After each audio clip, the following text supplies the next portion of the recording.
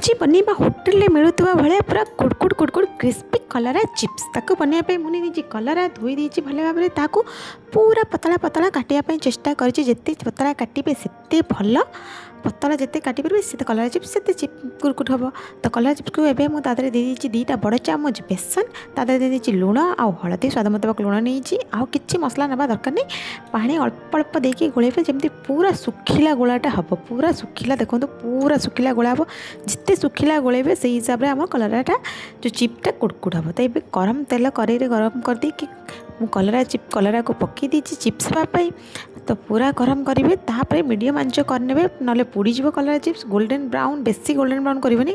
होगला काढ़ी ने देखिए कलरा चिप्स बहुत कुरकुरे हो। जब मो चैनल नुआ थे चैनल को सब्सक्राइब करने मुझे आपको शुणाऊँ केमती कलरा चिप्स कुरकुरे बहुत टेस्टी लगे आप घर थोड़ा ट्राए करूँ कमेंट मत जनातु।